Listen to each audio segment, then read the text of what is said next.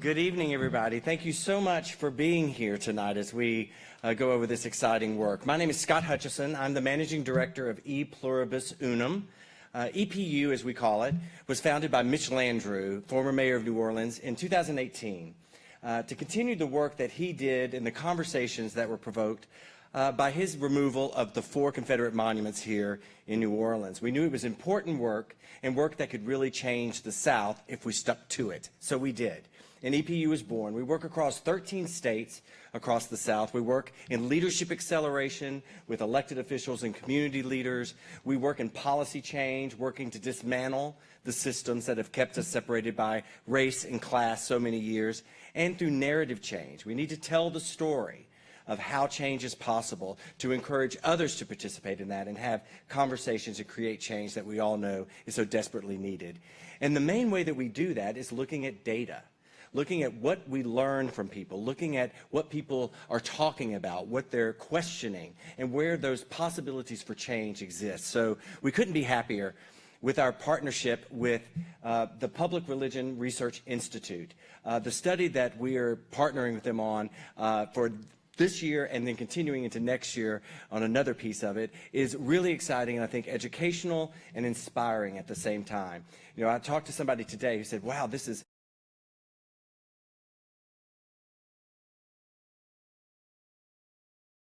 where there is an opportunity to create change. And I know with the help of the people in this room, the people watching, that we can make that change happen. So it's my great honor to introduce Dr. Melissa Deckman, who is the CEO of the Public Religion Research Institute, to get us started tonight. Thanks so much.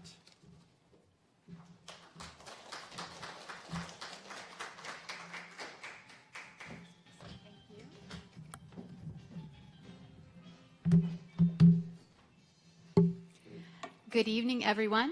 Thank you very much, Scott, for that introduction. We are very excited to be joining EPU this evening in the release of our national survey of American attitudes about Confederate monuments and inclusive public spaces. As Scott indicated, I'm the CEO of Public Religion Research Institute, founded in 2009 as a nonprofit, nonpartisan organization dedicated to conducting independent research at the intersection of religion, culture, and public policy. Our mission is to help journalists, scholars, thought leaders, clergy, and the general public to better understand debates on public policy issues and the most important cultural and religious dynamics shaping American society and politics today. On behalf of PRRI, we're very grateful to the Mellon Foundation for its generous support for funding this research. We'd also like to thank and acknowledge our partner EPU and its staff for their hard work on making this event possible, especially Kia Bickham, Shauna Lewis, and Scott Hutchinson. Our research and communications team at PRRI has done some stellar work on this project as well. Special thanks to Dr. Natalie Jackson, who's the Director of Research, Dr. Deanna Ortiz, and Ian Huff. I'd also like to thank our Chief of Staff, Sean Sands, and our Digital Content Specialist, Jessica Royce, for their assistance as well. We also thank our distinguished panelists for joining us this evening and thank the Southern Poverty Law Center for its support in promoting the event today. Thanks also to the St. Charles Center for Faith in Action for hosting this event in their very beautiful historic venue. After tonight's research presentation and panelist remarks, we invite you to be part of the conversation. For those of you watching at home this evening, please submit your questions via our live stream platform or on Twitter using the hashtag AskPRIEPU, all one word. It is my pleasure now to introduce to you the Executive Director of the St. Charles Center, Caroline Durham, who brings 30+ years of experience training advocates on how to navigate criminal courts effectively, provide client-centered services, and bring about systematic change through case-by-case work. I'd love to welcome her up to tell us about this historic space this evening. Caroline.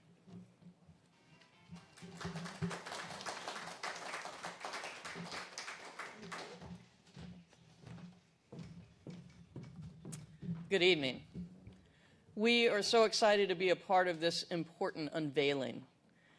The St. Charles Center for Faith in Action works at the intersection of sacred story and social justice action. We are about bringing people together to take deep dives like this research around the criminal legal system so they can identify where they're to step in and act. All of the sponsors and the people who made tonight possible each took a step to bring change. And the St. Charles Center is focused on doing that. What I'd love to do is just take a second for the people in the room and those of you who are joining us by Zoom.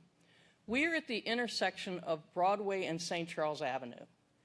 During this gathering, the streetcar will go by several times. It will take folks from the Central Business District around to Mid-City. Broadway takes you from the river also to the central city. When this Church of St. Charles Avenue Baptist was founded in 1898, just a few blocks away on Cherokee Street, it was in housing that had been for enslaved people. And after some time, they realized that their community was growing, and they wanted to create a different space, a space that would bring people together in a broader sense. And so here at the corner of Broadway and St. Charles Avenue, we have a 1,000-seat sanctuary that is in Spanish colonial style. It has continued to build out. We've got the fellowship hall, we've got the chapel, and this is a place that was created not just for entertainment venue, but Tulane, Loyola, which are at this intersection. Tulane Law School is down the street, Loyola Law School is across the street from us. And the countless neighbors that it's a heartbeat of New Orleans, would use this not just as an entertainment venue, but as a graduation place. And so this idea of public spaces is what this corner is about. It's what this building is about. But what we know and we'll learn tonight is that public spaces are about people, and this research is about people. And so I'm really tickled to be able to introduce Dr. Robert P. Jones, who is the president and founder of the Public Religion Research Institute, who is going to share with you this study that EPU and PRRI put together so that we can understand one another and take action to continue to make public spaces inclusive.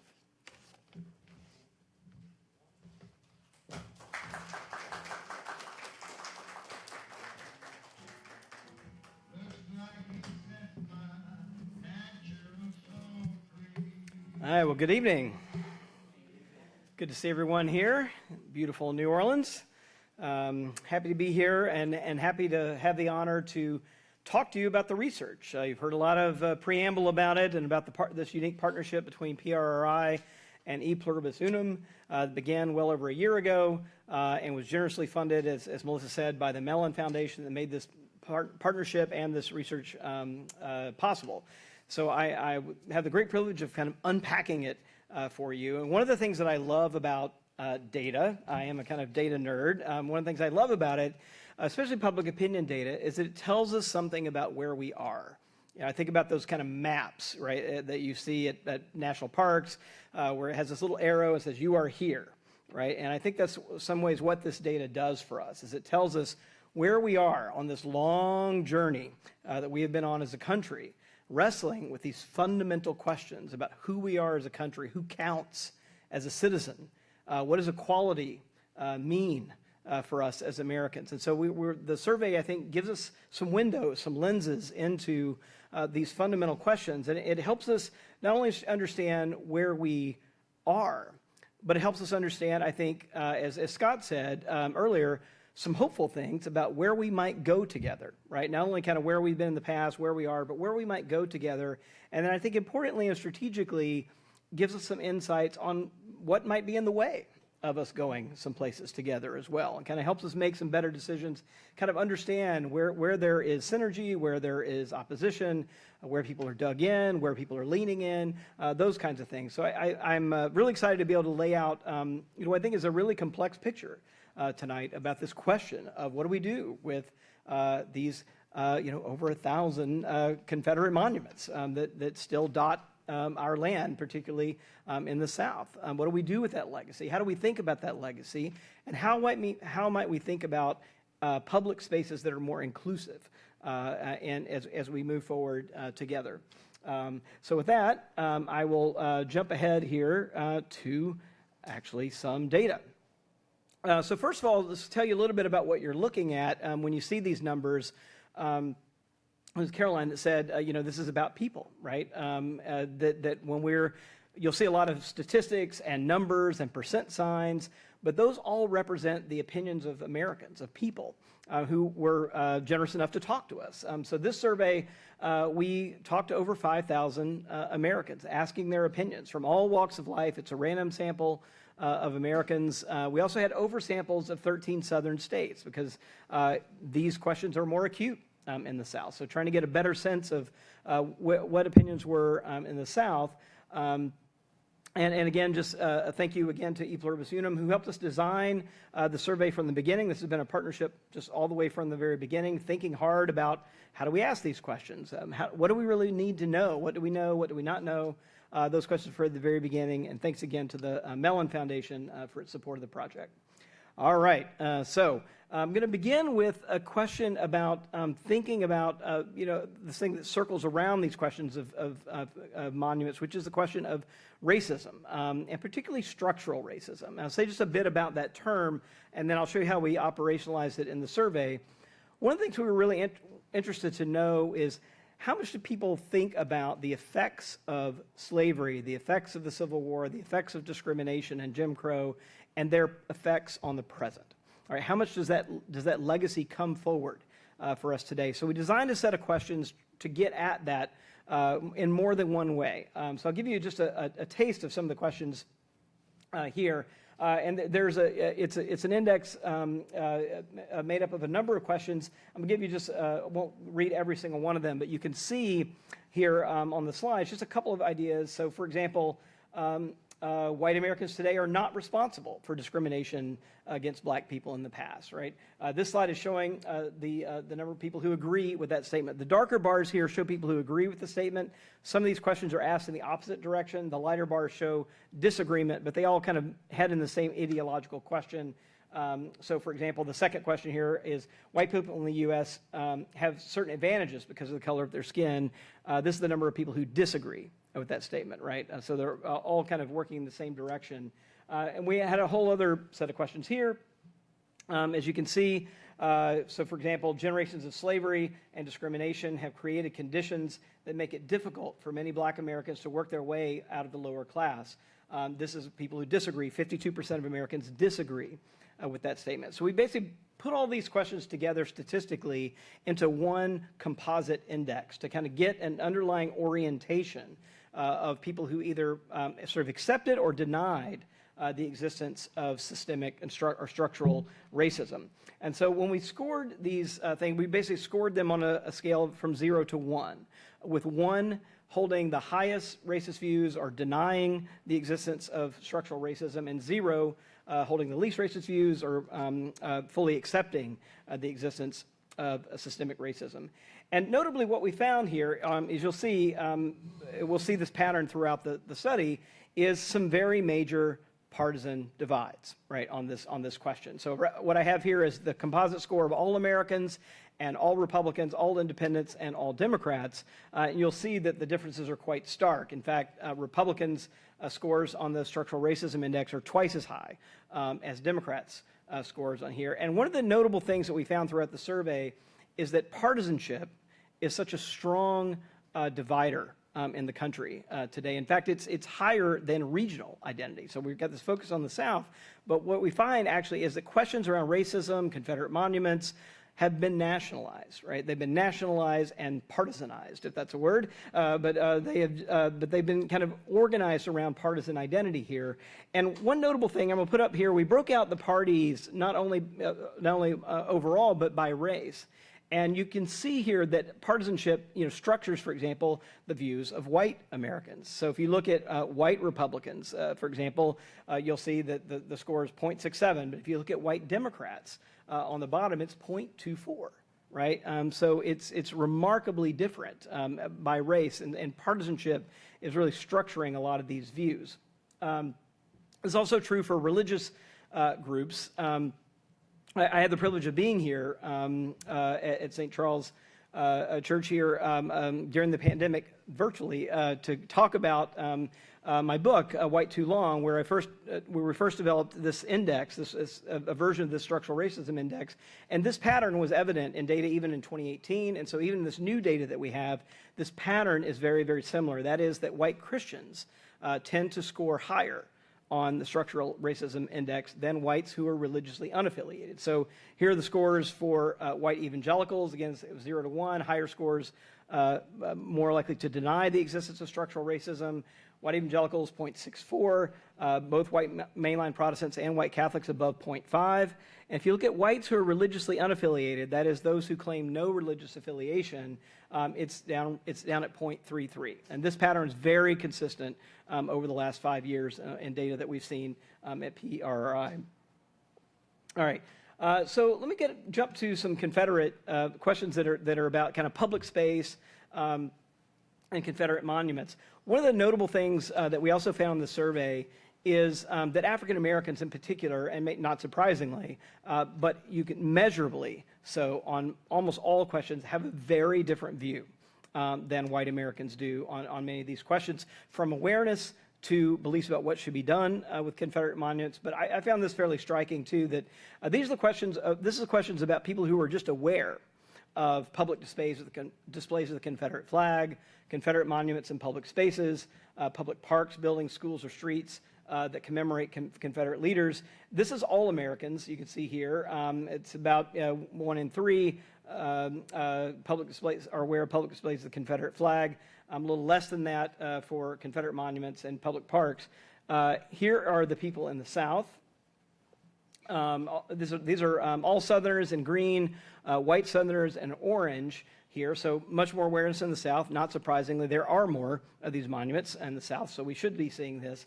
But I found this really notable that everywhere African Americans are more aware, right, of these monuments in their own communities than white Americans are, who often, I think, drive by kind of obliviously to many of these things. So that's, I think, notable. When we asked about a question about a kind of straightforward question about whether people support or oppose efforts to preserve the legacy and history of the Confederacy and public memorials and statues in their community, the country's basically divided on this question. 51% of Americans say that they support efforts to preserve the legacy and history of the Confederacy, but you will see very, very big partisan differences on here, structured by partisan affiliation. Here are Republicans. 85% of Republicans today said they support efforts to preserve the legacy and history of the Confederacy. Independents are basically divided, like the country, and Democrats very, very low.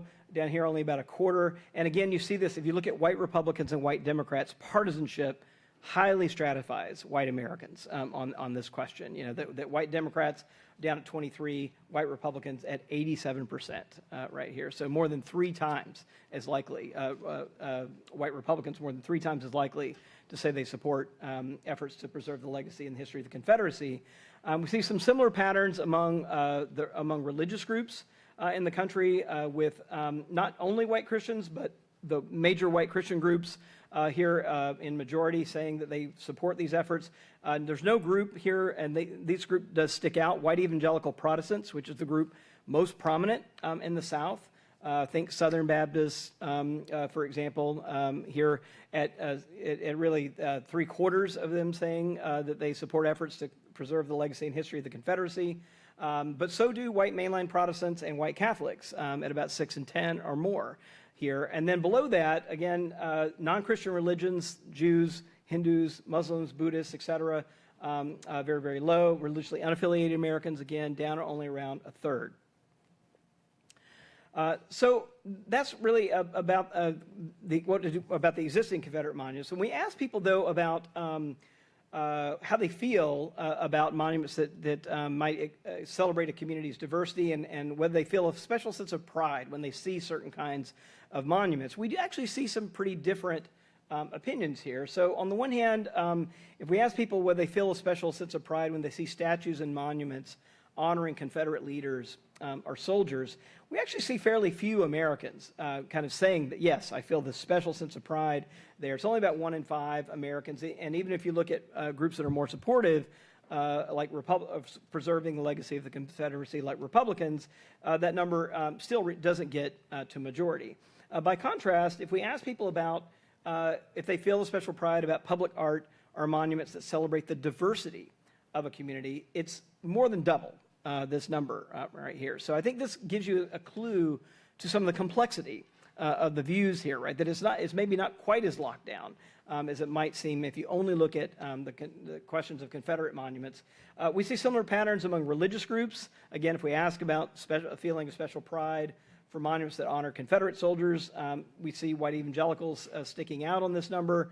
But if we ask about public art that celebrates the diversity of the community, again, supermajorities in every religious group in the country, including white evangelicals, 2/3, supporting, saying they feel this special sense of pride at monuments that celebrate diversity.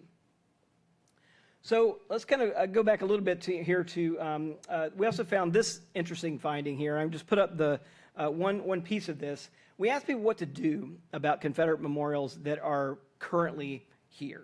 What do you want done? And we tried to get out of binary of remove or leave, right, and ask a little more complexity. So we actually had 4 options on this question.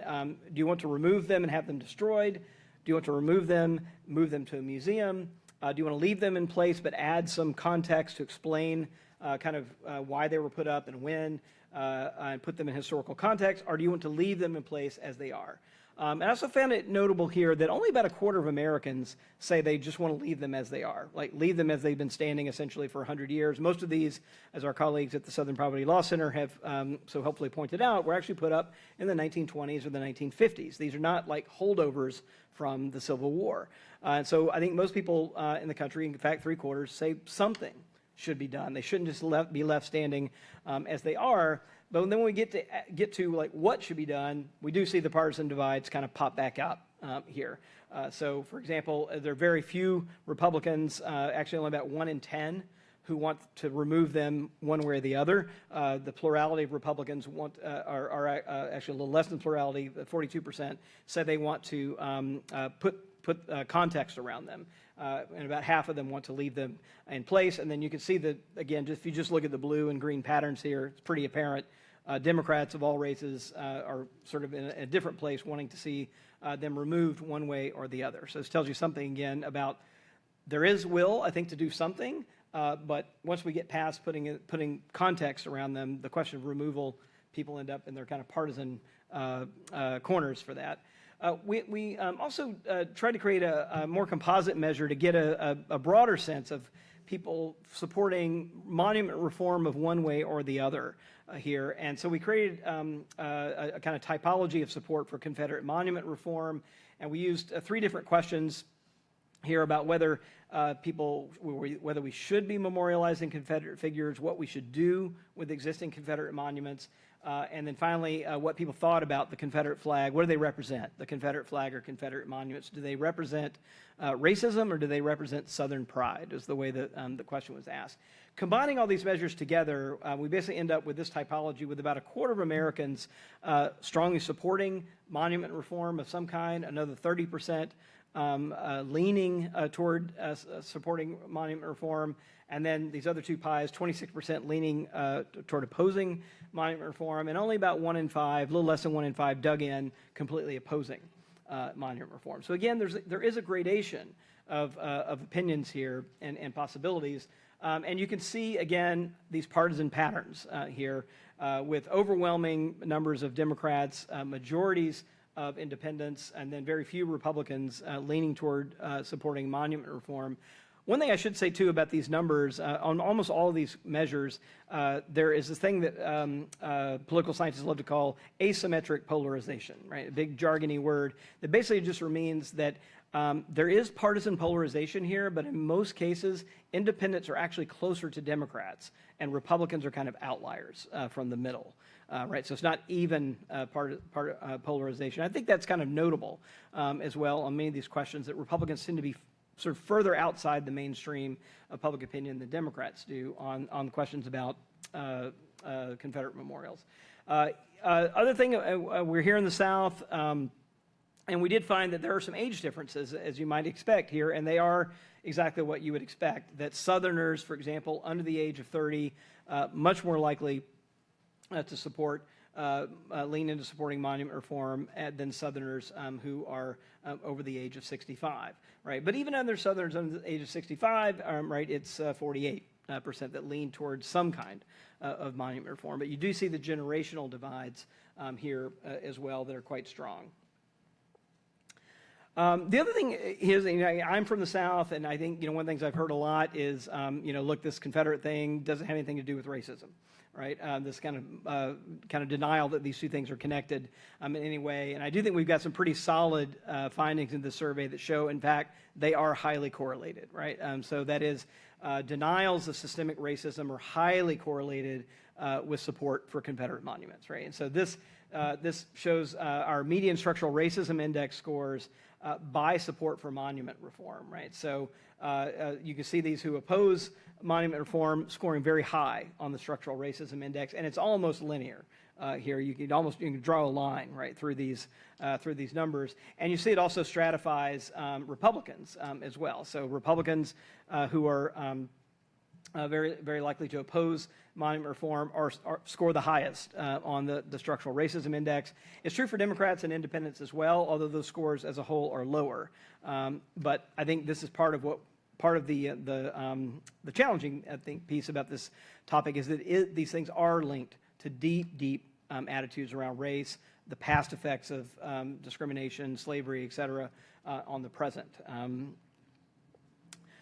So that's all, I think, challenging news. There is some more hopeful news here in the survey, so I'll turn a little bit to that, is that when we ask some questions about concrete things that sometimes fall under the label of reparations that can include all kinds of stuff, but we asked them two very specific things about whether people supported, for example, kind of restorative justice efforts that would be giving mortgage assistance to people or their descendants who can show that they were discriminated against, denied home loans, for example, and also offering scholarship for descendants of enslaved persons along the way. Here you see nearly 2/3 of Americans support this mortgage assistance programs like this, and a majority, 55%, support scholarships.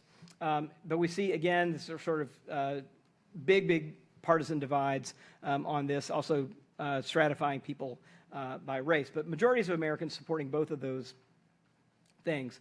So what happens when we look ahead here? And I think here, again, there are some more hopeful signs. If we look ahead, we kind of get away from the specifics of Confederate monuments. And here we a number of questions that show bipartisan majorities about acknowledging past harms. I'm going to go ahead and just put up the Republican numbers here so you can kind of see where they go. So telling the truth about the history of slavery, violence and discrimination against racial minorities. 84% of Republicans supporting that. Promoting racial healing by creating more inclusive public spaces. 2/3 of Republicans reconfigure or reimagine public spaces so they better represent everyone. 53% of Republicans, bare majority, but it is a majority. And repairing the damage done by past violence or discrimination against racial minorities. Again, 52% of Republicans supporting those efforts. So if I put up independents and Democrats, you can see all of these have bipartisan majorities for these efforts. So it is just the complexity, I think, of these things. But I think it means that there is some space to move here, some space to work, especially as we're thinking toward reimagining something different for the future. One of the other unique things the survey did was it asked Americans about their values when they thought about creating new public art, public monuments, and public spaces. What are the values they thought should guide those efforts? And we had a whole list of things that people could select more than one here. But these are the top 3 things that all Americans and partisans said. For all Americans, notably, the top thing was service and contributions to your community. After that, it was a nation of immigrants and patriotism. These are kind of 3 values that ought to guide any new monument work going up. Republicans, it was patriotism, then service, then American exceptionalism.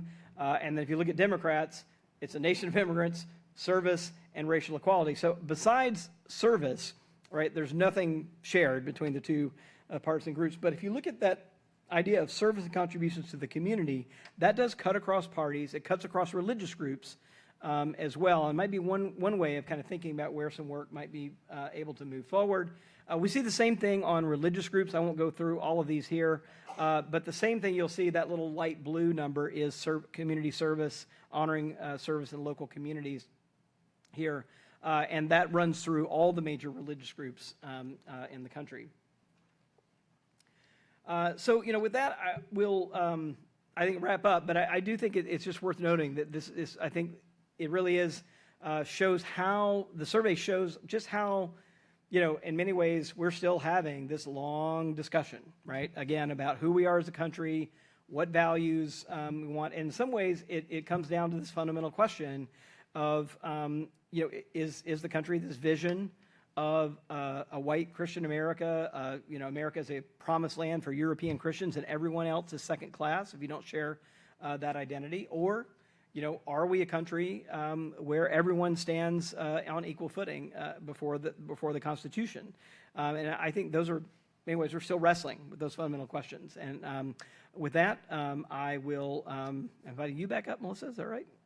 Or the panelists. Oh, yes, we're going to take a quick break. We're going to reset, maybe 30 seconds. Panelists are going to come up, and we'll have a panel discussion where we can unpack the findings a little bit more. Thank you.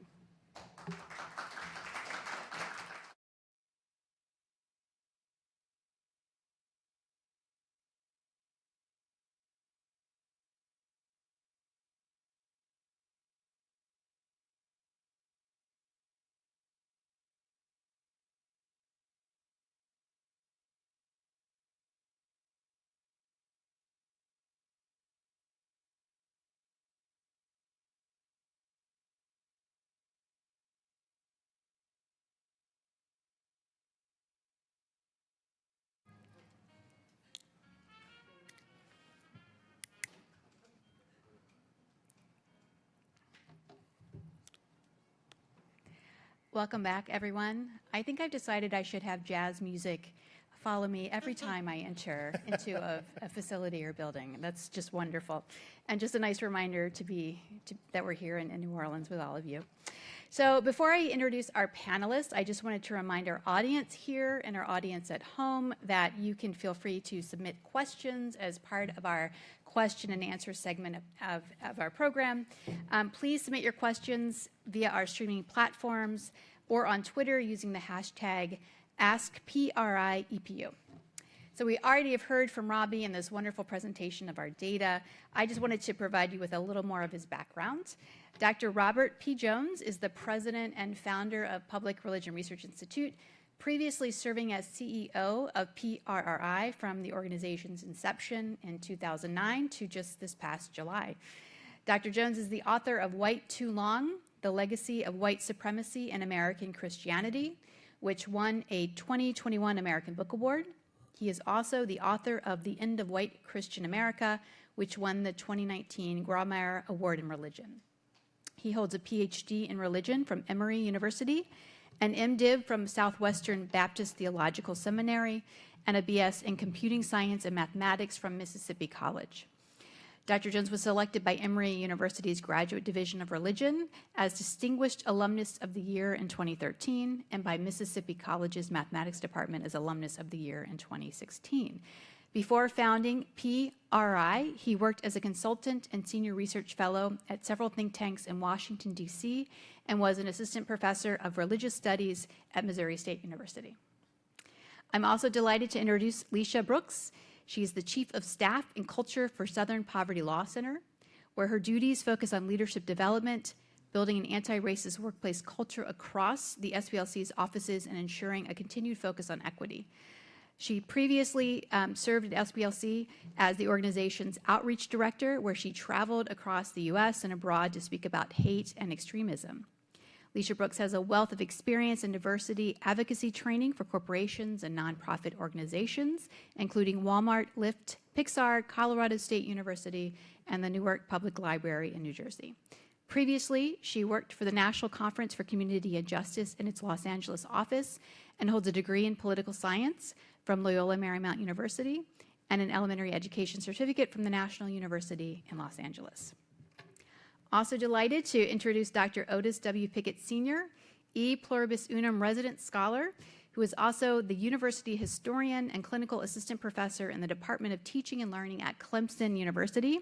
He's the one with the orange and blue bow tie right there, you know. He most recently served as associate professor of history and director of social studies education programs in the Mississippi College School of Humanities and Social Studies. He earned a Ph.D. in history from the University of Mississippi in Oxford, a master's degree in history from the College of Charleston and the Citadel, a master's degree in theology from Covenant Seminary, and a bachelor's degree in history from Clemson University. His research interests include the history of education, history of higher education in the U.S. South, history of mission schools in the 19th century to Native Americans and enslaved African people, race in the South, and the history of civil religion and the lost cause. And finally, I'm very happy to introduce Dr. Becky Merriweather, who is a retired family physician and an epidemiologist who spent much of her career in public health, followed by some time in academic medicine and research, and finished her career working in disability medicine. She is a member of the St. Charles Baptist Church, where she represents on the St. Charles board and currently serves as the chair of the community engagement team. She devotes her time to a variety of social justice issues with a focus on criminal and racial justice, and is convener of the Orleans Legacy Project, which is working to erect historical markers to memorialize people of color lynched in Orleans Parish during Jim Crow.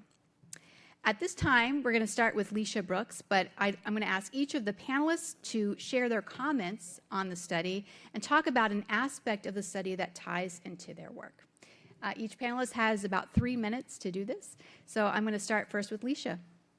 Thank you so much, and thank you for that presentation, and most importantly, thank you for hosting this event tonight. Thank you for opening up the doors, and I really appreciate what you said, that public space is about people. And certainly that's what the data is about for me. It's about people. I think what I appreciate most is that we have the data. You mentioned, Dr. Jones, that it provides a roadmap for us, and certainly it does. The Southern Poverty Law Center has been inventorying the number of Confederate memorials and monuments across the U.S. for quite some time. I'm encouraged to know that we're having broader conversations about what we should do with these memorials to the Confederacy in public space. I'm not particularly surprised by how the data is skewed based on religion or partisan politics, although I do think, for me, and this is just my interpretation of it, is that for me it was like, especially stark when you showed it, Dr. Jones, that some people are fed kind of true, actual history and facts, and some people are fed misinformation and false narratives prevail. I'm sure that Dr. Pickett could talk to us about the lost cause for quite some time, but it does not change, right? It's something that once it's set in the perception of the public that this is fact, it just continues. So it's a good reminder to see what we're up against in terms of how we might shift the narrative around Confederate monuments. I was also pleasantly surprised, and again, this is just me, like that Black people, and I want to underscore this, Black people don't want to destroy monuments. I appreciate that data was part of it, because I really feel like the discussion becomes quite binary on destroy or keep. Right, and certainly because Black people don't want to keep it, we must want to destroy it, and it just comes with images of Black people destroying things. So I appreciated that data. I also appreciated maybe it's too strong. The data that talked about the public or the sampling, their support for monuments and public art that celebrate diversity. I don't know. I don't know what that means. I don't know what that means for me. I think that oftentimes Americans really appreciate the art and I don't know, the art and character of people from diverse backgrounds, but not necessarily the art. So I don't know what that means. But mostly, and I also was appreciative that it shows that we are apparently in support of restorative justice. But data can be can be played with in a lot of different ways. So I'll stop there. Mostly, I'm just tremendously grateful to PRRI and EPU for providing the data. Thank you. Thank you very much. Let's move on to Otis Pickett. Dr. Pickett. Yeah, thank you. It's so nice to meet everyone. It's great here to be in New Orleans, and Thank you so much for this work, and I agree. I want to applaud PRRI for doing this research. Growing up in the South, as you said, you hear a lot of comments about, well, this isn't connected to structural racism, where, as we see in the data, African Americans in the U.S. South know all too well the connections and are very aware of these spaces. One thing that I really was struck me, I try to look for the hope in things. It kind of helps me go and get going. But one thing that was really helpful for me was the very small percentage of people who were inspired walking by these monuments. That data was really, really low, where from 1890 to mid-1960s, it was probably a lot higher. So to see that those monuments do not engender a sense of pride is a working point, I think. I was also encouraged with this sense, too, that while people are not necessarily interested in the diversity piece as probably we're thinking about it, they're thinking about different kinds of history maybe, or different kind of reflections of their community. It is encouraging to see that there are conversations that we can have with people in our community that are touch points. For me, the community service piece was great. Can we connect what we're doing with a way to serve our community? Can we connect contextualization with a way to serve our community? I also thought it was interesting, too, that patriotism was a part of this.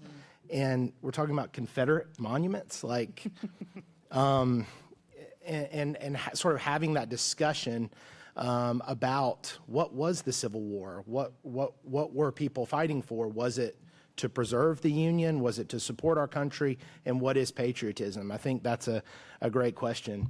And a lot of this, to me, circles back to history. And I think what was representative in the data was an interest in having historical discussions. And what I've found is that when you put the language that people are using from this time period, you put their actions on display, you put the events that occur, and people are given a chance to absorb that and sit in that, then they're going to be much more open about having a conversation about what these spaces are.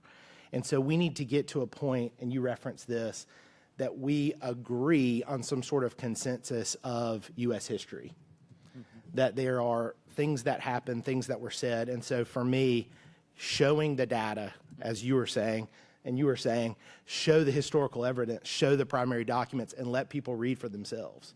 Sometimes contextualization is just, I'm going to let these people's documents speak for themselves. And that can be a very helpful tool to educate, but to also help people think through, what does this space mean for me, and does it inspire me? Is it something we want our community to reflect? And so it's really great in my work to have this data now to go back and point to. So I really do want to thank y'all. So I think I'm on time there. Thank you, Otis. That was great. Finally, I want to turn to Dr. Becky Merriweather and hear her thoughts. Thank you. Thanks. I'm going to start off by saying, why is somebody who looks like me doing this kind of work, and how does that relate to what we've heard from PRRI and EPU? And thank you for the data. I'm a data person as an epidemiologist, so I appreciate having it. I grew up in the South in a Southern family that was deeply enmeshed over the history of our country in racism, in enslaving people, and in manifest destiny and settling the country. I have cousins who helped literally send the Cherokees on the Trail of Tears, and who helped found the United Daughters of the Confederacy and launch the Lost Cause concepts. So as a person of faith, I feel a responsibility. I don't feel guilty for what they did, but I do feel a responsibility to live into a different future and to help create it. And that's the reason that I'm doing the work with the St. Charles Center for Faith and Action at the intersection of faith and social justice, and doing the work with the Orleans Legacy Project to bring forward the history of racial terror killings that these monuments that this data is about reflects kind of a very, very different conceptualization of history. So I am really encouraged by the proportion of people who say that they believe we should be telling the truth in our public spaces. Now, I'm not quite sure what some of them mean by that. And I suspect that we have a ways to go in agreeing about what that truth is. But as we begin to recontextualize in various ways the monuments that have been put up in celebration, I will say, of white supremacy and its history, as we begin to recontextualize those and remove them from public spaces, we should also be putting up truth about our history. And that's the work that the Orleans Legacy Project is undertaking with EJI. So I will claim this business about truth-telling in public spaces. And one other thing that I find interesting, is the glass half full or half empty? About half of the people in this country think we need to recontextualize in some way or the other this public space history telling that Confederate monuments have been a huge part of. I'm going to claim that 50% who want to change that is a success, and it's my personal view and experience, I will say, that this is not as bad as it was a few years ago. I think that the process of beginning to take down Confederate memorials, of beginning to change the public space, is already starting to change how people see the truth. And it gives me great hope for this work going forward. Thank you so much. I'd like to continue our panel conversation by asking some specific questions to our panelists here. So first I want to start with Lecia. I know you noted in your comments about the incredible work that SPLC is doing documenting these public symbols of the Confederacy as part of its Whose Heritage Project, which began a couple years ago. What challenges do you think remain in that work based on the data that we're seeing today? Thank you for the question. I'll give a bit of a background. The Southern Poverty Law Center started the Whose Heritage Project in the aftermath of the massacre in Charleston, South Carolina in 2015, where we found that the perpetrator of that violence fetishized Confederate iconography. He was always, the pictures that we saw always had him with a flag or something. And of course, I live in Alabama, and I live in rural Alabama right now, just outside of Montgomery. And I have to go, when I go home and when I come back, I pass numerous houses with Confederate flags, with Let's Go Brandon signs, which for me bring together the two. It just moves forward, right? There are some Confederate flags that are tattered, and you could tell they've been there for years. There's some that are very new. And then coupled with the Let's Go Brandon and the Trump 22 signs, these are I think this is why the data shows that black people tend to notice these things. I moved to Alabama. I'm sorry, this wasn't the question, but I'll share it anyway. I moved to Alabama in 2004 from Los Angeles, and when I first moved, I was like, oh my God, what are you trying to tell me? When I would see these images everywhere, and I'm like, what is the message? And the message that I receive as a black person is that, okay, we're here, we're still here, and we're watching, right?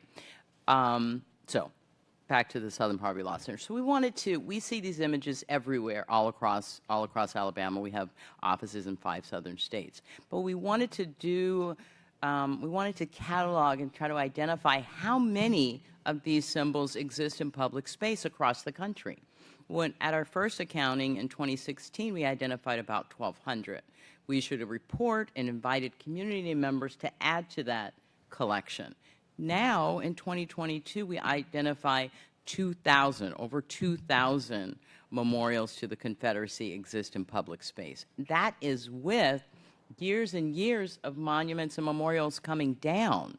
I agree with you that we have come some way in terms of our removal of Confederate memorials from public space, and then we're still at loggerheads. I will say too that when we started the Whose Heritage Report, we had the position that monuments should be moved to museums or archives. We never advocated to destroy them, although that was the prevailing narrative. Now we just want them removed. If a museum or an archive wants to host them, that's fine.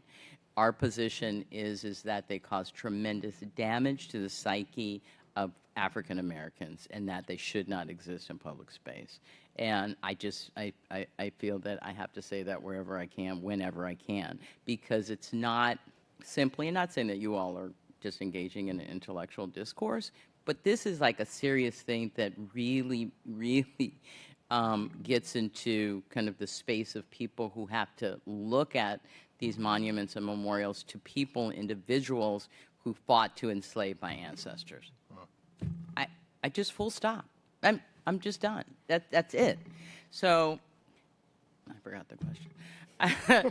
I welcome the data. I welcome conversations about this because I believe, and I'm hopeful, I believe that through dialogue and honest conversation, coupled with historical fact, but also just with people connecting with people so that people could understand the impact that these monuments and memorials have on black folks in particular. I would imagine the same is true for indigenous people who have to see these statues of colonists. It's the same concept, right? So those are the conversations that I hope to have, and I imagine that you're having here at your very progressive church.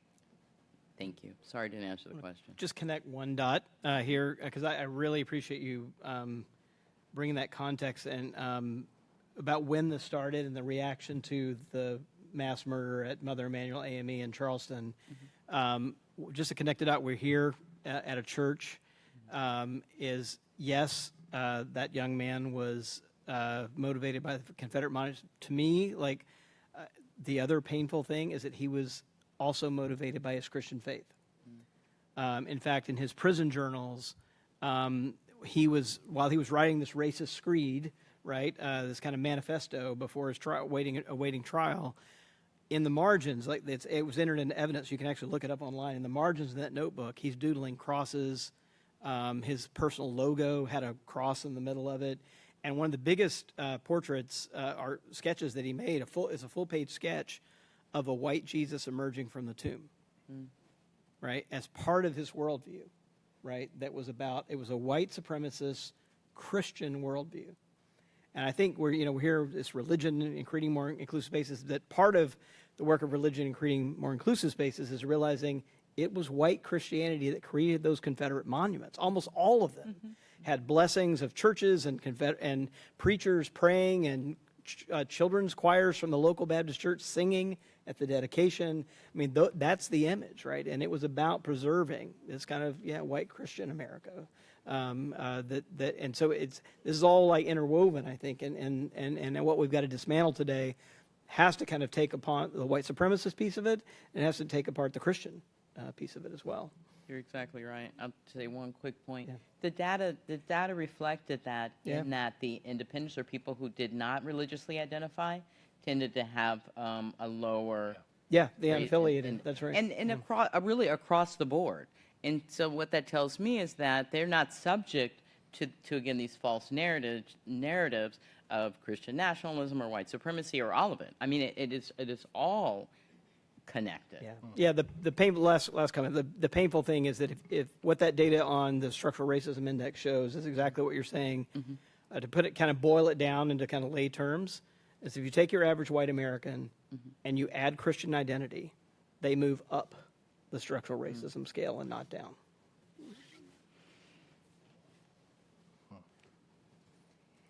So we're going to keep moving forward the conversation. Okay. Actually, this is a nice segue to Otis, because Otis has done a lot of the hard work in having these conversations among white Christians. He's Southern, he's a white Christian, he's quite publicly and profoundly tried to change hearts and minds of his fellow white Southern Christians in talking about things like structural racism. So I just want to ask Otis, how do the findings from today's report really inform your work in higher education and faith-based communities? Thank you. You raised a really great point about Confederate markers in public spaces. And what I was thinking about as you were talking about that is Karen Cox's work on the United Daughters of the Confederacy. And she talks about these spaces as colonialism, a kind of white supremacist colonialism controlling the public space, even though it was a public space. And that these monuments, when they were put up by a specific group of people, largely from one ethnicity. And that as we're thinking about a more inclusive public space, what gives me a great amount of hope is that there is a growing percentage of Americans who are interested in a diverse community having a conversation about what should occupy our public spaces. So I thought that was a really great point you made, and how removing those is so central to all of our psyches. Segregation destroys our society. Racism destroys our society, everyone in our society. But I think white folks need to understand, who go by those markers and who may remember an ancestor, that to daily go by that is a reminder to many folks that I'm not really wanted here. And so I want to stress that. Thank you. I think for me, this would have been, it confirms a lot of what I've seen.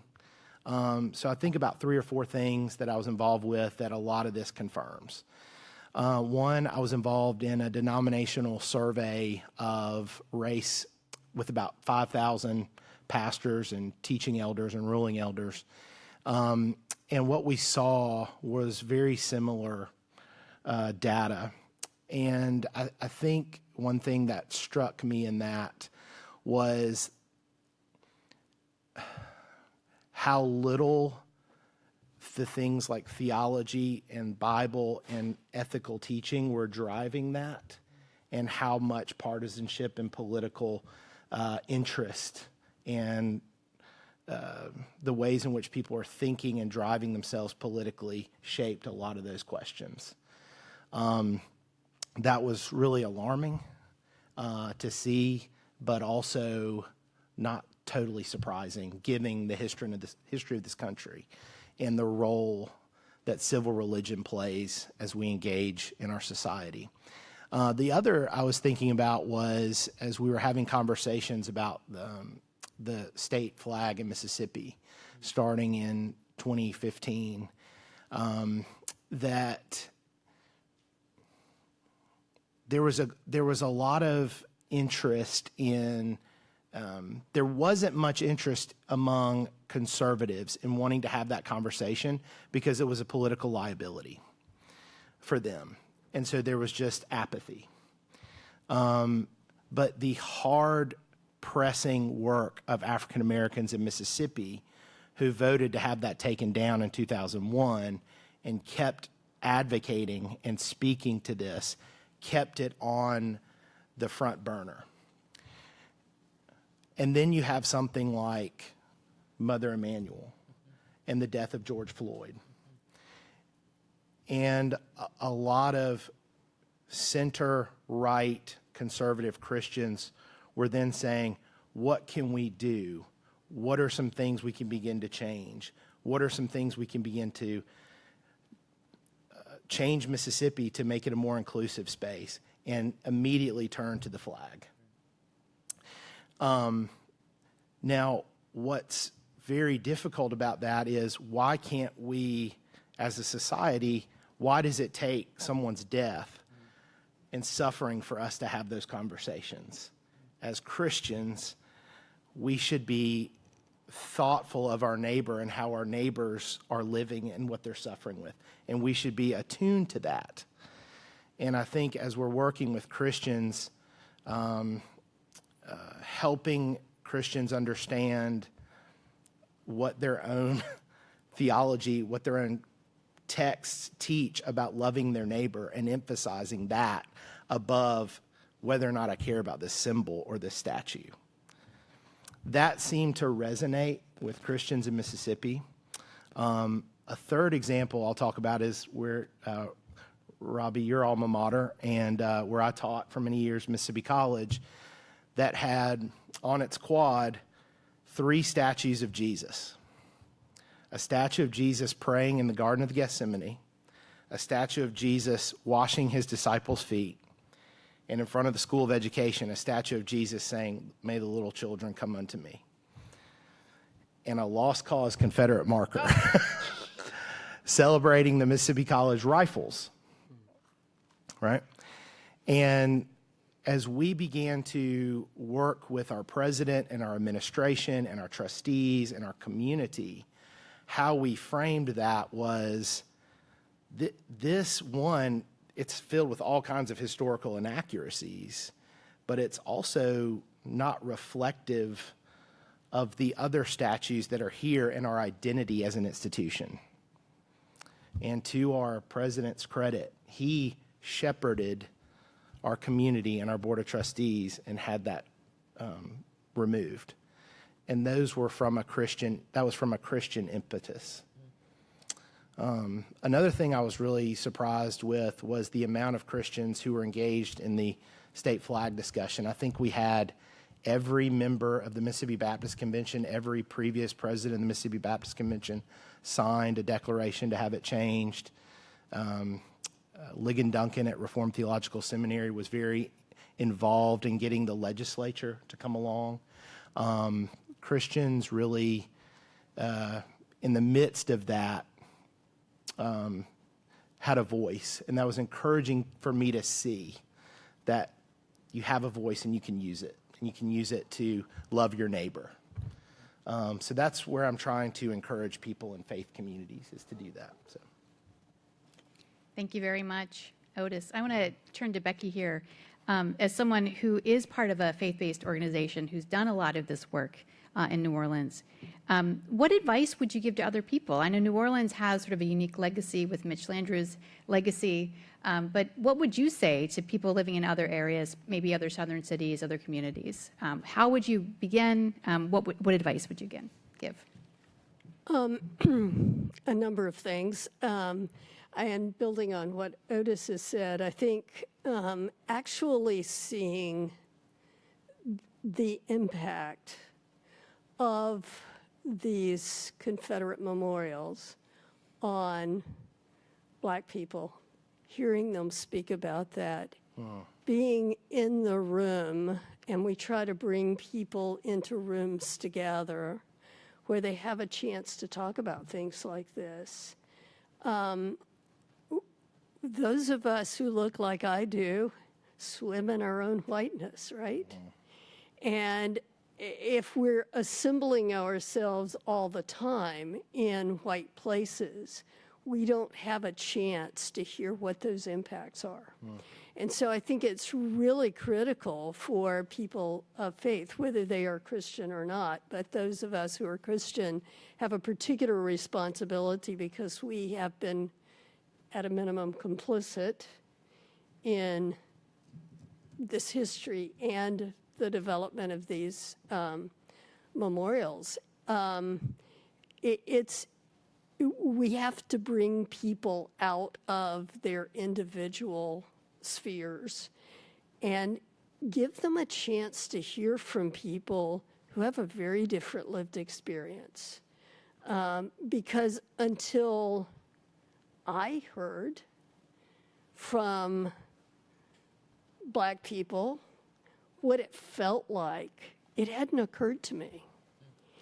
And here I'm a person of faith and I believe in doing social justice stuff, but operationalizing that, really, it's so important to actually hear the voices of people who are directly impacted by these things. And then I will also say that I think, particularly with respect to the work that we are doing in the Orleans Legacy Project, which, by the way, is in conjunction with the Equal Justice Initiative in Montgomery, I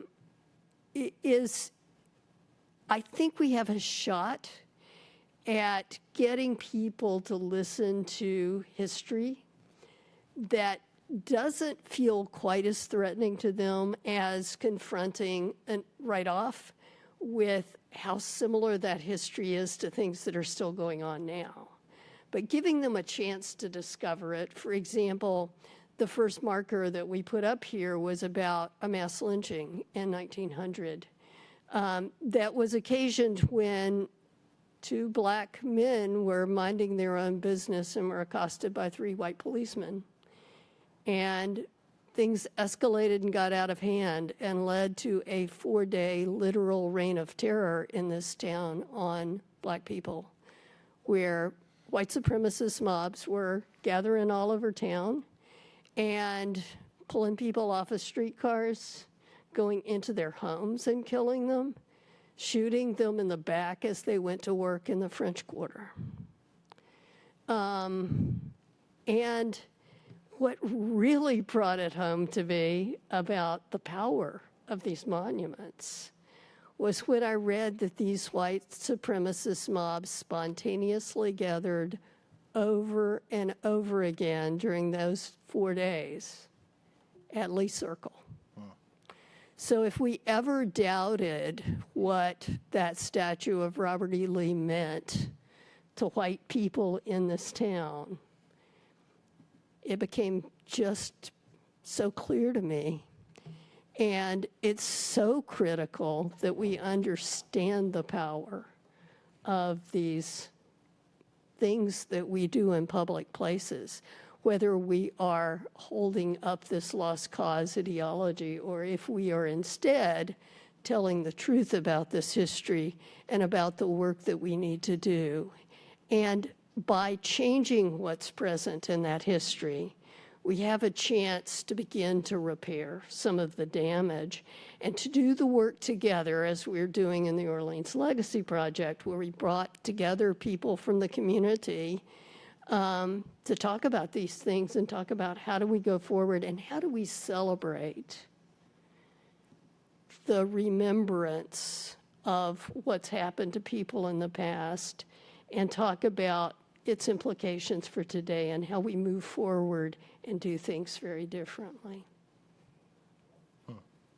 Terrific. So we have about 1 minute before we turn to question and answer from the audience.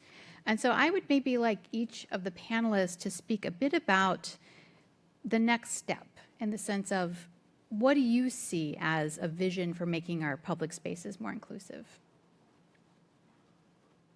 And I'm going to open it up to anyone here on the panel.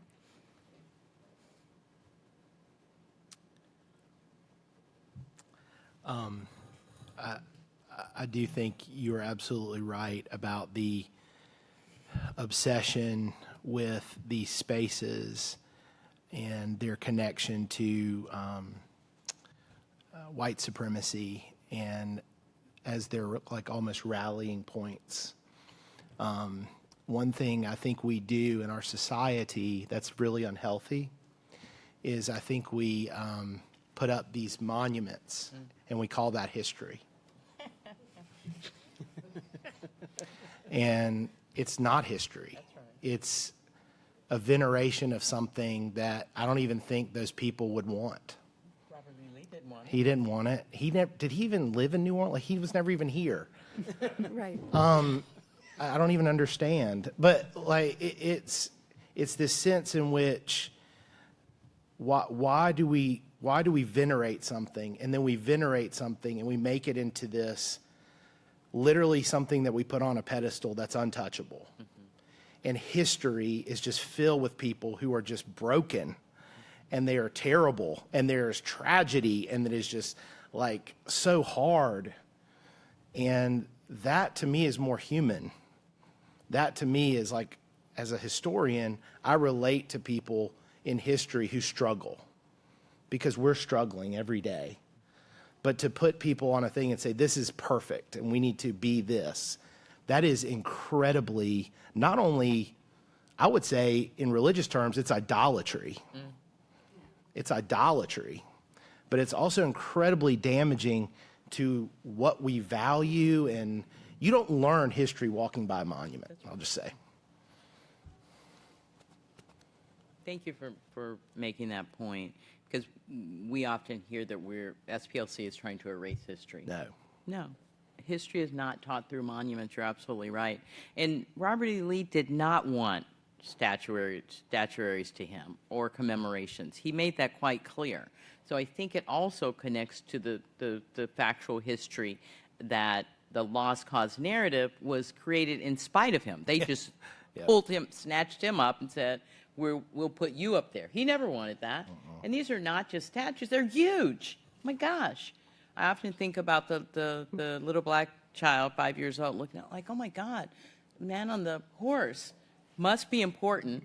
That's what it means to venerate people in public space. And that's the message that's delivered, is that this is what we value.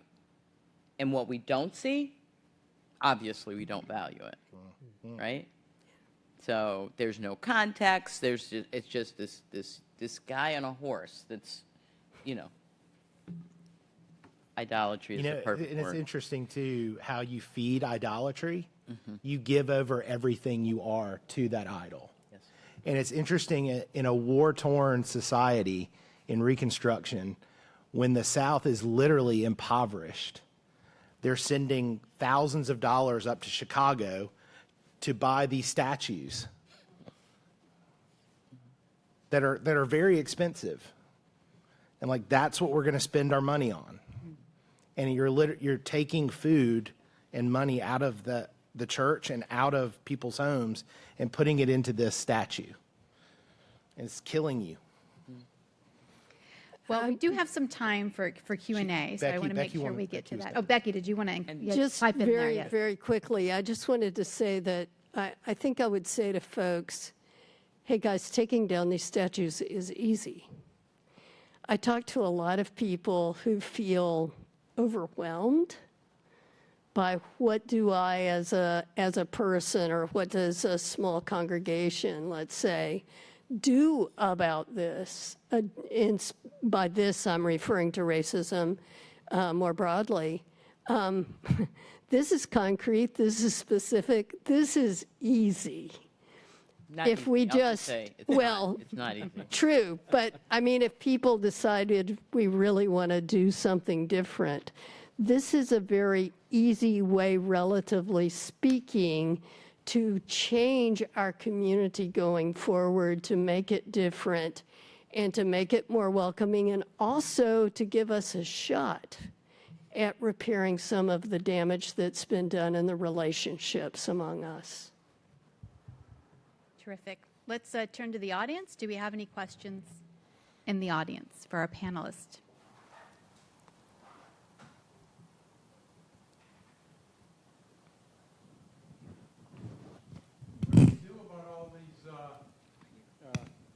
Well, locally there's Andrew Jackson, and we know he was the Battle of New Orleans, but the Trail of Tears. And then in Washington, they want to change the Russell Building because he was a segregationist, and I mean Washington and Jefferson owned slaves. So what do we do about all that?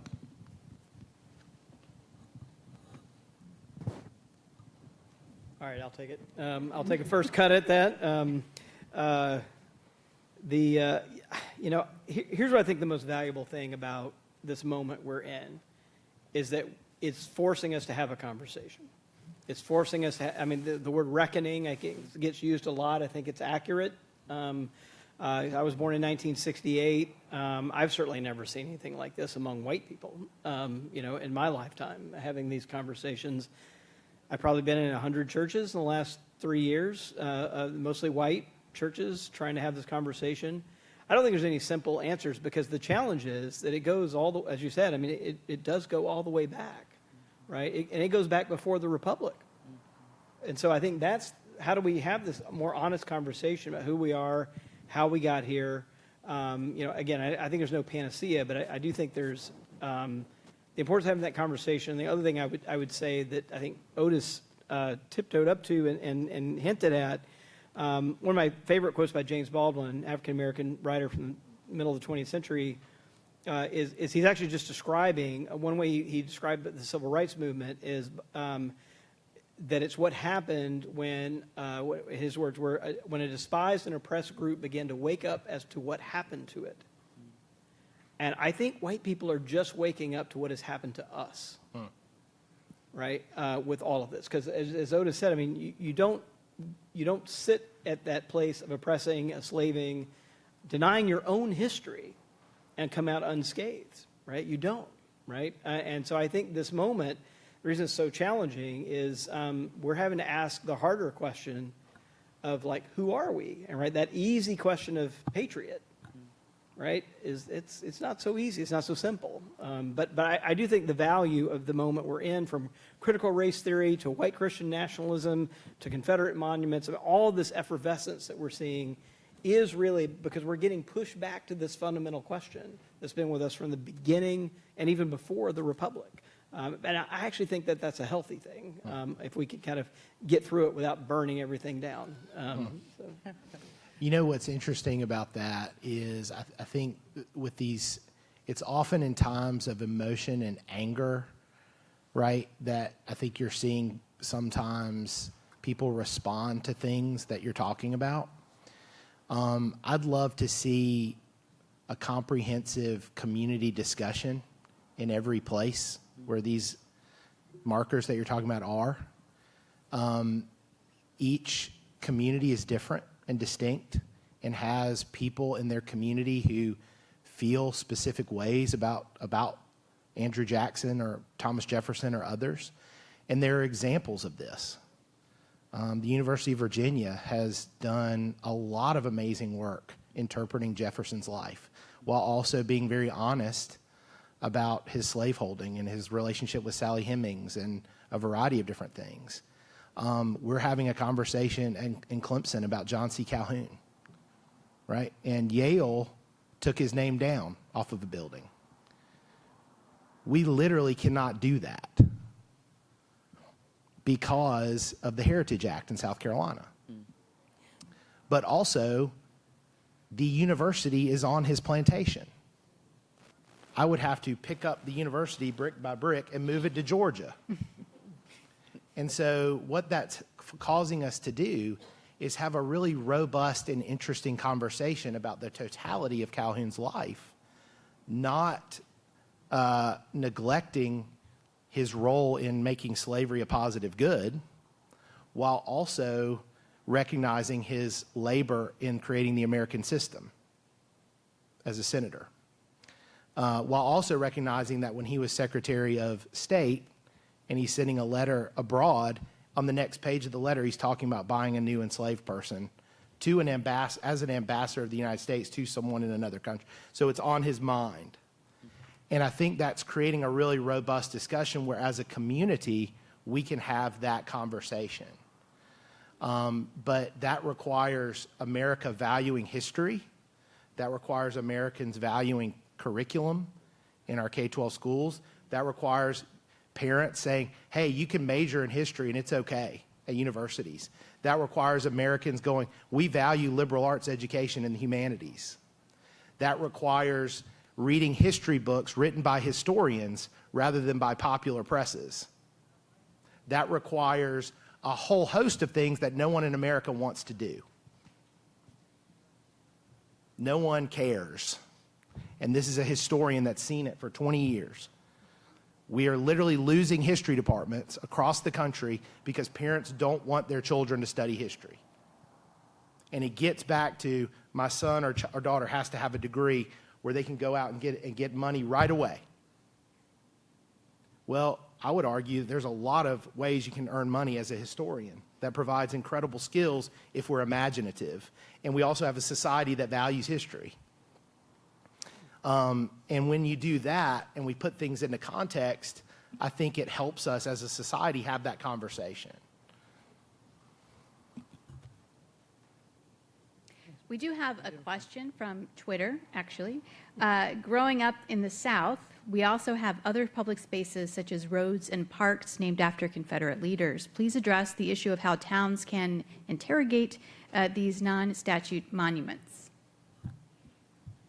I'll try that. Our SPLC's Hoots Heritage Report does include street names, schools, parks, trails, military installations, anything that exists in public space that venerates a Confederate person. So, and connecting those two questions, I completely agree with Otis that these are community conversations that need to take place. And the SPLC believes that the community will decide if they engage in these robust conversations about it. And I would encourage that person to start a conversation. Oh, and I also wanted to, make a point about progress and hopefulness in the moment that we're in, because we did see from the 2015 massacre in Charleston to the 2017 Unite the Right rally in Charlottesville to the public murder of Mr. George Floyd, that people went immediately to these outsized Confederate monuments to tear them down, right? And that told me, just over a short period of time, that people came to understand that these monuments were really foundational to white supremacy and anti-black racism. Like, people put that together on their own. And I remain thrilled about it, which encourages me, because I know that we have this conversation. You're teaching brilliant lessons, and the results will pop up when they need to pop up, right? That people are galvanizing. We're in this moment for a reason, because you've been doing this work for so long. And that gets at the point that the data pulled up about the disconnect of white conservatives, Republicans, and Christians, and not understanding structural racism, and not understanding that they even see these markers on a day-to-day basis. And what you're hinting at, I think, is that symbols matter, monuments matter in the way that they communicate to a people what we value as a society. And I think it actually communicates more of that than it does any kind of history. It communicates what we value. And you're holding this person up and saying, we value what he stood for. And a lot of people see that, ask that question, other questions, why are taking down monuments, why is that actually affecting structural racism? Well, when you take down the thing that you value, or that you say is our community values, then you can begin to have a conversation about who we are as a community. Right? I would just quickly add that here in New Orleans, we've recently gone through a process of actually renaming public spaces, streets and roads. And I referred earlier to Lee Circle. It's now Tivoli Circle, which it was before that Lee Monument went up. It's taking some of us, particularly older people, a little while to remember. But it's happening remarkably fast. And I think that goes to this notion that we can't change it because it's too complex and we won't know what we're talking about, and giving each other directions or something like that. It's now Norman C. Francis Parkway, not the guy who used to be the head of the Confederate States of America. And we took that statue down and we renamed the street. And Norman C. France is a very different person. And bringing forward him and that history really brings forward the great contribution of people in this community who are Black. As another partner organization to the Legacy Project is doing the Plessy and Ferguson Initiative, which is intentionally putting up historical markers to bring forward the history of Black contributions in this city.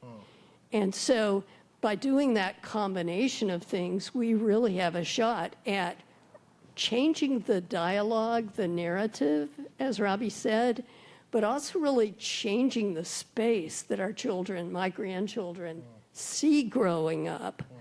So they're being exposed to a very different set of historical reference that may look like them or maybe not, but in any case, it changes the narrative that they're growing up with.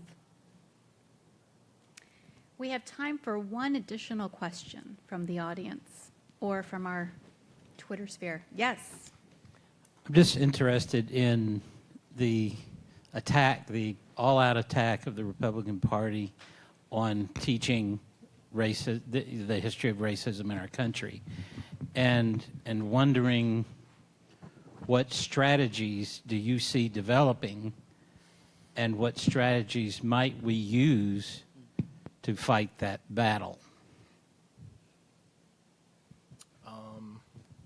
It's interesting, the data, when it was talking about American exceptionalism, I think that's partly connected to it, is that we've had history curriculum that for so long has only highlighted one experience and has taught that America is exceptional. Okay? I think folks trying to bring in the other side are saying, hey, there's all this other history that we can include that doesn't really make us look exceptional, right? But is real and can be a part of that story. And I think folks on the right interpret that as, I hear a lot, you're a revisionist. You're trying to change our history. Well, as I'm looking at Clemson history, the previous historian wrote a history that was very to the presidents and what happened, right? And had one page on George Washington Carver's visit in 1923 to Clemson, which is incredibly significant.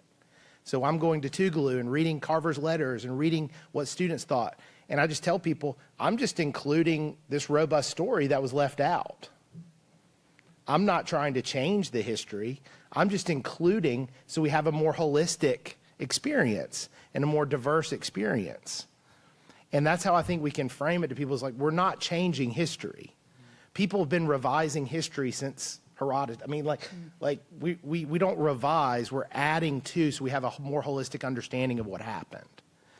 And so I would just say to that, helping folks in the center right understand a balance is important in history. And also that by pointing out something negative doesn't mean we're throwing them away.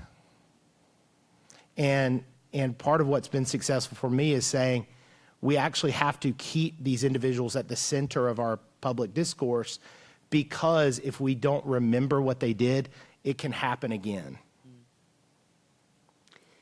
If I could just add, I think, first of all, with respect to how the discussion about critical race theory, as it is being called, is being used, it is in the great heritage of using racism in this country for political gain and power that goes way, way back to the 1600s at least, and that these monuments are a part of. And so how do we have the conversation? I'm reminded by something I was taught by some people who came to town a few years ago and taught those of us working on social justice how to message effectively. And they said, imagine that there are 20% of the population who are diametrically opposed to you no matter what, 20% who are already with you. Your target should be those next 40% who are closest to you. And don't use the language of the people who are diametrically opposed, because that's then what people hear. So I think it's really important for us to be cautious and careful and intentional about how we speak. And that doesn't mean we don't push back on the falsehoods and the bad language that's being used, but rather that we find ways to speak to the people who are closest to us that gives them a chance to come and join us in understanding more clearly how to make our public spaces truly welcoming to everybody and truly acknowledging the truth of our history. I'm going to have to leave it at that. It's now 7:30. I want to thank each of our panelists tonight, and also Robbie for presenting that incredible PowerPoint presentation. So let's give them a round of applause. I'd also encourage those of you looking at home, the entire report is available. Just go to PRI's website. I'd like to close the evening by introducing Kia Beckham, the EPU Director of Engagement. Kia.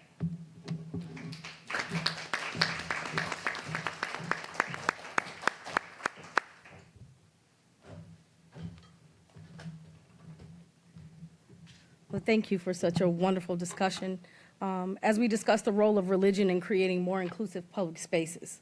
From today's discussion, we know that there is hope because nearly all Americans agree with the statement, public spaces in our communities, like parks, libraries, government buildings, and public university campuses should be open and welcoming to people of all races and backgrounds. But there's still work to be done, especially when it comes to the current presence of memorials to the Confederacy, what should be done after Confederate monuments are removed, and the possibility for designing public spaces to include everyone. It also emphasized the need for continued conversation and efforts to tell the truth about the history of slavery, violence, discrimination against racial minorities, and efforts to promote racial healing. We hope that this research will help inform the development of strategies and inspire others to foster dialogue and conversation, particularly among religious groups. We look forward to working with faith leaders across the South to support the transformation of civic spaces, to be more inclusive environments that celebrate the movement toward a commitment to racial and religious healing. However, we all know that this is a group assignment and no one can do it alone. We would like to thank our partners at the Mellon Foundation, the Public Religion Research Institute, the Southern Poverty Law Center, and the St. Charles Center for Faith and Action for walking with us on this important journey. We know that we are in a critical time in our nation's history. We are facing moments of reckoning, and it's up to each of us to do our part. We remain committed to building a more equitable and inclusive South by uprooting the barriers that have long divided the region by race and class, cultivating and empowering courageous leaders who are focused on racial equity, and changing the divisive narratives that perpetuate systemic and interpersonal racism. All we have to do is take it together, creating, changing, transforming, and healing. Out of many, one. E Pluribus Unum. Thank you.